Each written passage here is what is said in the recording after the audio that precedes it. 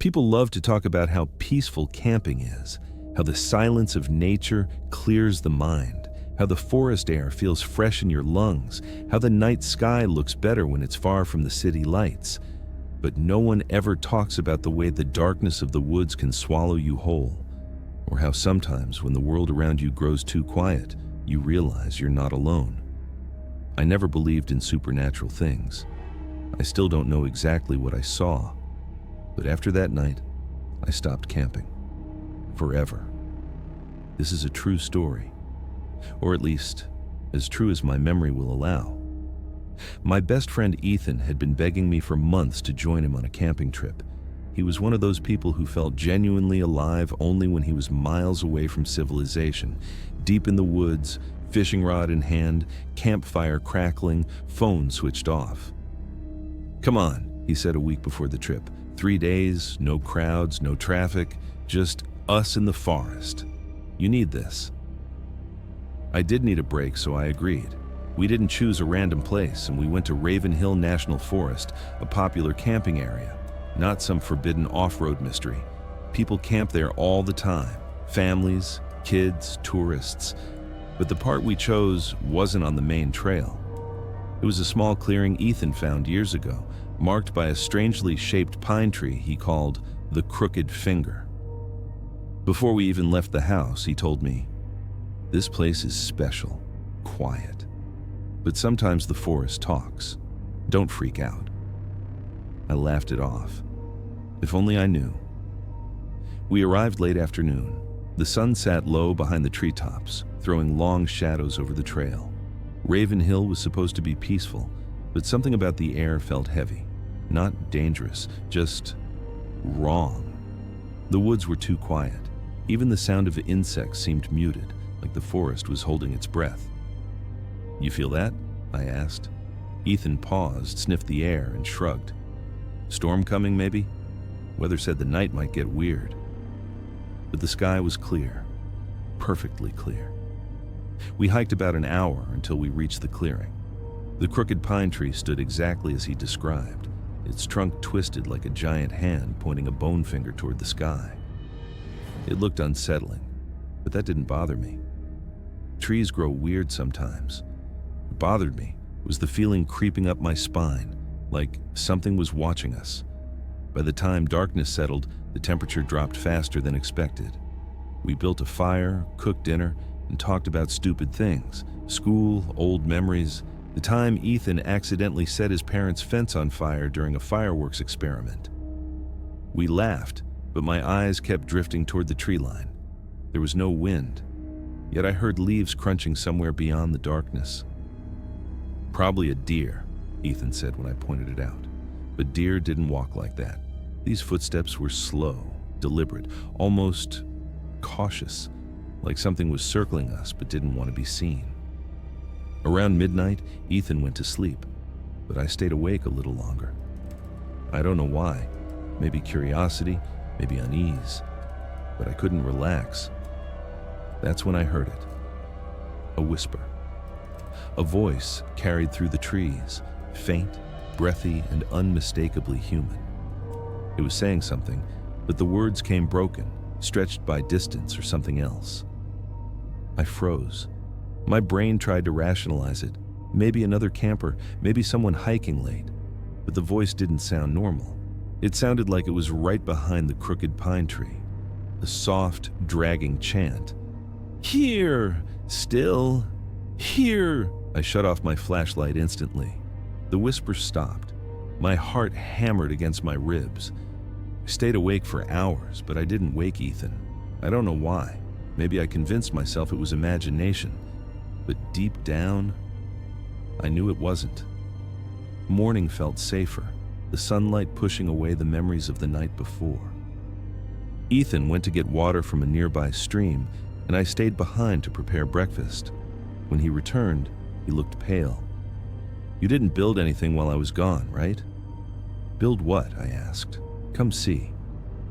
He led me about 30 steps behind the crooked pine tree, and there it was. A wall made of sticks, Not random fallen branches.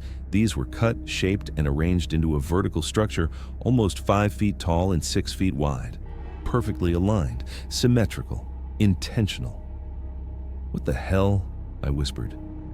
"It wasn't here yesterday," Ethan said. "I swear." The structure looked like something meant to keep a predator out or trap prey inside. But the strangest part was what was woven into the sticks. Small bones, tiny animal bones arranged in circles. We stared at it for a long time. "Probably a survivalist's art project," Ethan finally suggested, though even he didn't sound convinced. But neither of us wanted to leave. We had driven hours to get here, and Ethan wasn't the type to get spooked easily. We ignored it. We shouldn't have. It started around 2 a.m. A faint scratching noise gently stroked the outside of the tent, slow, repetitive, almost playful, like someone dragging a fingernail along the fabric. Shh, shh, shh. At first, I thought it was a branch, but the movement was precise, too controlled. I whispered, "Ethan, you awake?" He answered, voice low and tense. "That's not the wind." The scratching circled the tent, inch by inch. We held our breath, listening. Then, footsteps. Soft, human-like, but distorted, like someone walking barefoot on cold ground. They moved around us, stopping sometimes, then continuing. Ethan silently grabbed his knife. I grabbed the flashlight but didn't turn it on. The footsteps stopped directly beside my head. And then, a shadow appeared through the fabric. Not an animal. Not human either. Tall, thin, its head elongated into a strange, unnatural shape. It stood perfectly still, inches from me. I couldn't breathe. Then, without warning, it leaned closer, pressing its face to the tent wall. Something sharp, maybe a nail or claw, pushed against the fabric, not piercing it, just testing. It dragged downward slowly. Shh. I thought I would faint. After what felt like forever, the shadow stepped back. The footsteps faded into the woods. Ethan finally whispered, "We're leaving first thing in the morning." But morning would not save us. At sunrise, we packed immediately. Every sound in the forest made me jump. But when we reached the hiking trail, it was gone. Not grown over, not blocked, just gone. The dirt path we used yesterday was replaced by untouched soil, fallen leaves, and unbroken underbrush. "What the hell?" Ethan muttered. We walked along the tree line, searching for any sign of the trail. Nothing. It was like the forest shifted overnight. "GPS?" I suggested. Ethan pulled out his phone. Dead. No battery. Mine. Also dead. Both were fully charged last night. A cold dread washed over us. "We just head west," Ethan said. "We'll hit a main road eventually." So we walked. 30 minutes, an hour, 2 hours. The woods only grew denser, worse. No matter how far we walked, the crooked pine tree kept appearing in the distance ahead of us. Twisted trunk pointed to the sky like a taunt. "We're going in circles," I whispered. Ethan shook his head violently. "No, that's impossible. We're going straight." The forest disagreed. We stopped to rest, exhausted. But as soon as we sat down, the forest grew silent again. No birds, no insects, no wind, just emptiness. Then I heard it. The same whisper from the first night, except now it was clear, loud, and unmistakable.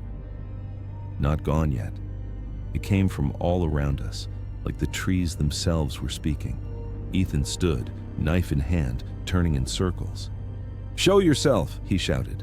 The whisper answered, "Behind you." We spun around. Nothing. Then the sound came again, this time from the opposite side. Still watching, my skin crawled. The air felt electric. Every instinct screamed, "Run!"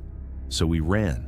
Branches slashed our arms. Roots caught our feet. We didn't care. We ran until our lungs burned. But when we stopped, the crooked pine tree stood 20 feet away. Ethan dropped to his knees, breathing hard. "What does it want?" I whispered. Ethan wiped sweat from his face. "I don't know, but we need to stay calm. Think." "We need to climb a tree," I said. "Get high enough to see civilization." Maybe, but neither of us moved. The forest was watching us. I could feel it, eyes in every shadow. Then Ethan said something I'll never forget. "It's not the forest. It's something in the forest." We heard a crack, a branch snapping somewhere to the right, another, closer. Something big approached. We backed toward the crooked pine tree, terrified. That's when we saw it. A shape emerging between the trees, tall, long-limbed, grayish skin stretched tight over bones. Its head bent at an unnatural angle, like its neck was too weak to hold it upright. It had no eyes, just smooth skin. But it turned its face toward us anyway. It could see us without seeing. Ethan grabbed my arm. "Run!" We sprinted, but the thing didn't chase us normally. It moved, glided across the forest floor with unnatural speed, limbs snapping and bending as if joints didn't work the way they should. It cut us off easily, appearing ahead of us, blocking the path, like it knew where we would run before we chose. We slid to a stop, falling backward. The creature stood inches from Ethan. I could smell it, damp earth, rotting leaves, and something metallic. Its head tilted, then it spoke. Not with a mouth, its voice came from everywhere. "Stay!" Ethan screamed and slashed at it. The knife sank into its arm, but no blood came out. The wound closed instantly. Ethan stared in horror. Then the creature lifted its arm and touched his forehead with one long finger. Ethan collapsed, silent, motionless. I screamed his name, shaking him. He wasn't unconscious. His eyes were open, staring. But he wasn't there anymore. I ran. I don't know how long. My vision blurred. My legs trembled. The forest warped around me, trees shifting, shadows twisting, the world bending like a nightmare. Every few seconds I heard the whisper, "Come back. Not done. Stay." The voice followed me. I tripped, hit the ground, rolled down a slope, and slammed into a fallen log. I forced myself up, bleeding, half-conscious, and kept moving. Hours passed, maybe more. Then I saw it. A road. A real road. Not a hallucination. Not a loop. I stumbled toward it, crying. A car was coming. I waved both arms, screaming. The vehicle swerved, tires screeching. A man jumped out, yelling, "Hey, you okay?" I collapsed into his arms. For the first time in what felt like days, the whispering stopped. The forest stayed behind me, watching, silent. They found Ethan's body 2 days later. Or what was left of it. Police said he was mauled by a large animal, possibly a bear. But bears don't leave bodies without a single drop of blood. Bears don't leave faces twisted in an expression of terror. I tried to explain what happened, but no one believed me. They called it shock, trauma, hallucination from fear. I know what I saw, what I heard, what followed us, what touched him. I never camped again. I never stepped foot in a forest again. But sometimes, late at night, when everything is silent, I still hear it. A faint whisper behind me. Not done. Still here. And every time I hear it, I know Ethan isn't the only one it wanted. I've lived with this memory for almost 10 years. I never talked about it online, never told my family, never even wrote it down until now. Every time I think about that weekend, my stomach turns cold and my hands start to shake. People always say the forest is peaceful. Mine wasn't. Mine swallowed people whole. This is a true story. Or at least, I pray to God that it isn't still happening out there. Back in 2016, I was dealing with a rough breakup and wanted to clear my head. No friends, no talking, just me alone with nature. Stupid idea. I know that now. I chose Black Ridge Peak National Park, a 200,000-acre stretch of forest and mountain trails in Colorado. Big enough for privacy. Safe enough that I wasn't worried. I've camped alone before. I know how to make fire, handle wildlife, navigate by map. At least, I thought I did. But Black Ridge had a reputation among locals. Not dangerous, just strange. People said the forest didn't echo, that the wind sounded wrong there, that sometimes at night it felt like the trees were leaning in. I laughed it off. That's always the mistake people make at the beginning of horror stories. They laugh. The first few hours were peaceful. Sunny weather, birds chirping, perfect breeze. Exactly what I needed. I hiked to an isolated campground, marked on an old map I bought from a ranger station. The spot was weirdly empty for a weekend, nobody around for miles. But I didn't mind. By evening I had the tent up, fire lit, dinner cooking.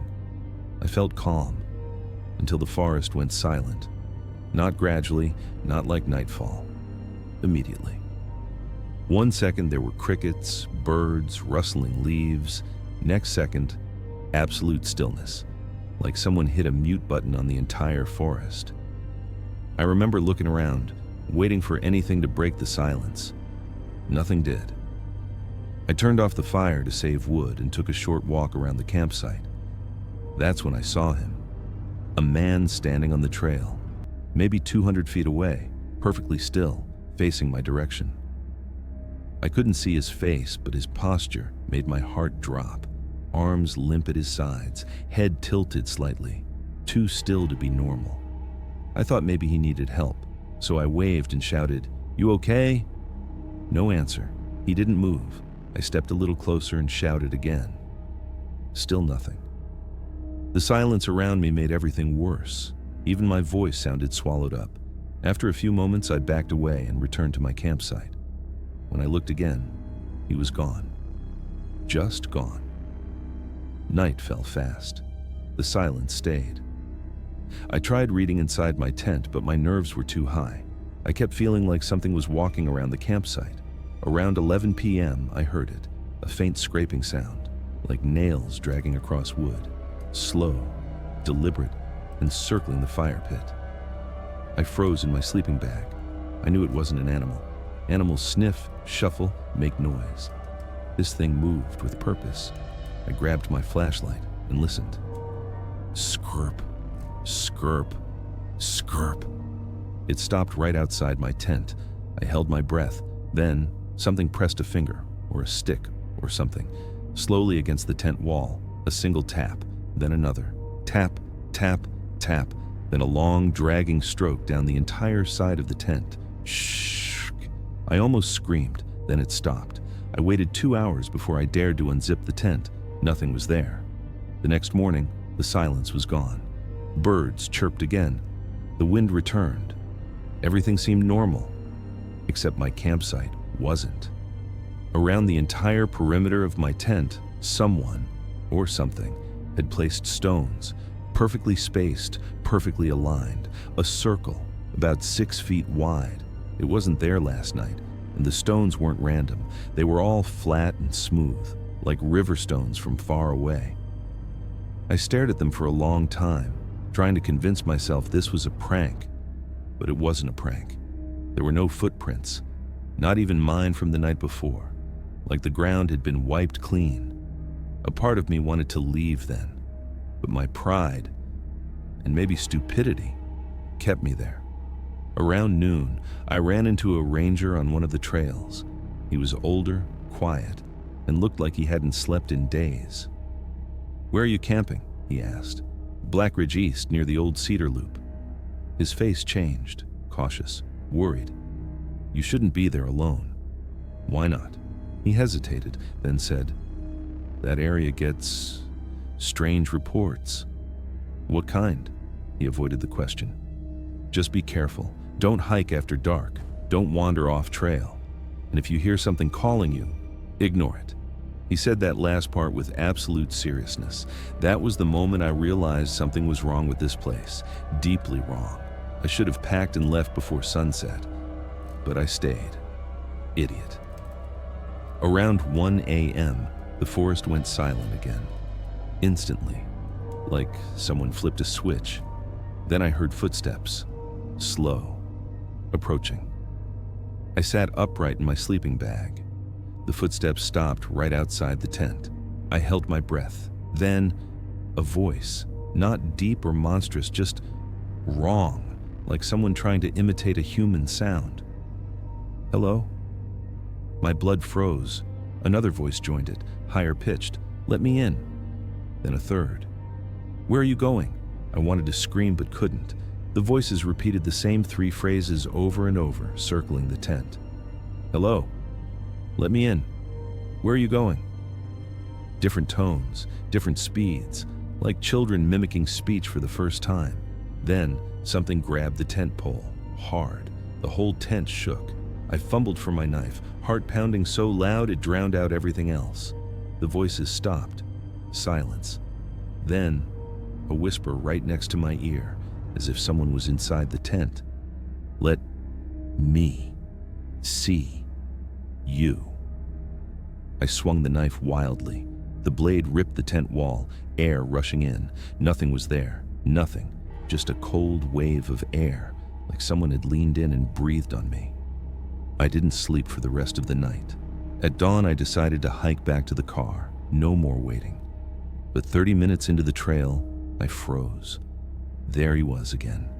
The man from the first evening, standing in the middle of the trail, perfectly still, facing away this time. This time I didn't call out. I quietly stepped behind a large tree and watched. He didn't move. After about a minute, he slowly began turning his head, not his body, just his head. Turning, turning, turning, until his chin was almost over his shoulder. His face was raw, empty, no eyes, just smooth skin. But he was looking at me. I stumbled backward, tripped on a root, and when I looked back up, he was gone. Again. I ran. Full sprint. No stopping, no thinking, just raw panic. The forest wasn't normal anymore. The trail twisted in ways it hadn't before. Landmarks disappeared. Trees seemed to have shifted positions. I kept getting glimpses of movement behind me. A shadow ducking behind a rock, a figure crossing the path, a pale hand in the bushes. Every time I turned, there was nothing, but I knew something was following me. Close, too close. At one point, I heard breathing behind me. Heavy, wet. I spun around. Nothing. Then, the whisper returned. The same whisper from the night before. "Hello?" I started running again, and that's when I found it. It looked like it had been untouched for years. 2 tents torn open, a fire pit filled with old ash, a rusted kettle half buried in dirt, and on a fallen log, a backpack. I looked inside. Clothes, water bottle, a camera. I checked the camera. The last photo was a blurry shot of a tall figure standing between trees. The timestamp? 2 weeks before. The people from this campsite never made it back. I knew that with 100% certainty. Something had taken them. And now, it wanted me. The whispers grew louder the deeper I went. "Come back. Let me in. Don't go. Hello?" Voices overlapping, echoing from different directions. I ran faster. Branches whipped my arms, shoes soaked in mud, knees bruised from trips and falls. Every few seconds, I felt hot breath on the back of my neck. At one point, a hand, cold, long-fingered, grabbed my shoulder. I screamed and jerked away. Nothing was behind me. Nothing. But I could feel it. Something was close enough to touch. When I finally saw the ranger station through the trees, I nearly collapsed. I sprinted toward it, tears running down my face. But just before I reached the clearing, everything stopped. The forest went silent again. A shadow slid across the tree line behind me. Tall, wrong, bending in unnatural ways. The whisper filled my ear. "You shouldn't have left." I bolted into the station. The door slammed behind me. A ranger, different from the one I met, grabbed my shoulders. "Jesus, kid, what happened to you?" I couldn't speak. My voice wouldn't work. I just pointed at the forest. He looked outside, confused. "There's nothing out there." But he was wrong. Something was out there, watching us, hiding just beyond the line of trees, waiting. It took them 4 hours to calm me down. I told them everything. They searched the forest. They never found the stone circle, or the abandoned campsite, or any footprints, or any sign of the man on the trail. They found my tent ripped open, but no tracks around it. The ranger who warned me? They said nobody on staff matched that description. They accused me of imagining it. Trauma, stress, dehydration. But I know what I saw. I know what I heard. I never camped again. I never will. Sometimes, at night, when I'm half asleep, I swear I hear it again. A faint voice right behind my bedroom door. Hello? Let me in? And every time, I pray it never finds me again. I've tried for years to forget what happened, to bury it like everyone else who survived that night did. But nightmares don't disappear just because you ignore them. People keep saying the forest is healing, peaceful, a place to reconnect with nature. But not all forests welcome you. Some tolerate you, some observe you, and some, like the place I camped in that summer, warn you to leave, and if you don't, they show you why you should have. This is a true story. And even now, while writing this, I'm shaking. It was supposed to be a simple weekend camping trip with my best friend Dylan. We'd both finished college finals, burned out, exhausted, and desperate to breathe in something that wasn't stale dorm air. But every decent campground in our state was packed. Families, hikers, RVs, dogs, you name it. So Dylan suggested we try a spot his uncle used to talk about, Copperhead Ridge, remote, unmarked, deep in the Appalachian backcountry. His uncle always said the place felt alive. I didn't like that description, but Dylan was stubborn. We drove 4 hours into the mountains, then another hour down a dirt road that barely existed. Finally, the trees opened to a clearing big enough for 2 tents. It looked perfect. But the moment I stepped out of the car, I felt something watching us. The place was beautiful, but wrong. Too quiet. Like all the sound was being absorbed by the trees. But Dylan was excited, so we set up camp. By late afternoon, we had a fire, chairs, food. Everything was perfect, until we found the first sign. A tree about 10 feet from our tents had deep, straight claw marks carved down its trunk. 6 parallel lines, perfectly even, and at least 2 feet long. Definitely not a bear, definitely not natural. Probably some bored hunter messing around, Dylan said. He always had a logical explanation. But the truth? His voice shook when he said it. Around sunset, while Dylan was collecting firewood, he came back pale. I thought I saw someone watching me. I laughed at first, but he didn't. What do you mean, someone? A guy. Or, I don't know, a figure. Standing between the trees. We walked to the spot together. Nothing there. But the forest felt heavier, like it was holding its breath. We let it go. Big mistake. Dark came fast, too fast. Within minutes, the entire forest was pitch black, except for our fire. No crickets, no wind, no movement, just silence. Every few seconds, I caught myself looking over my shoulder. The trees felt closer somehow. We played cards to distract ourselves. Then, we heard it. A single, sharp whistle from deep inside the woods, not like a bird, more like a person trying to get someone's attention. We stared at each other. You heard that, right? I asked. Dylan nodded. We listened. Nothing. 5 minutes later, another whistle, closer. Probably campers, Dylan lied. We were miles from anyone. Around midnight, we got into our tents. We had 2 separate ones next to each other. I tried sleeping. It didn't work. Because around 1 a.m., I heard footsteps. Slow, deliberate, walking in a circle around the campsite. I held my breath. The steps paused, inches from my tent. Then something brushed the fabric, not an animal. It felt like fingers tracing the outline. I whispered, "Dylan?" No answer. "Dylan?" Nothing. Then, "Do not open your tent." Dylan's voice came from his tent, low, shaking. "I see something out there," he whispered. "Don't unzip, don't move." My heart slammed in my chest. "What do you see?" I whispered. "A person." My blood turned cold. He continued. "He's not walking right. His arms, they're wrong." "What do you mean wrong?" I whispered. "He's bending backward." The steps resumed, slow, dragging, circling both tents. My flashlight was in my backpack, too far to reach without making noise. I couldn't do anything but listen. Then it stopped, right between our tents. A shadow moved across the moonlit fabric, long limbs, crooked, unnatural. Something whispered, right outside my tent, "Can I stay with you?" The voice was wrong, like someone learning how to speak. I covered my mouth to stop myself from screaming. The whisper returned. "I am cold," Dylan whispered from his tent. "It's not human."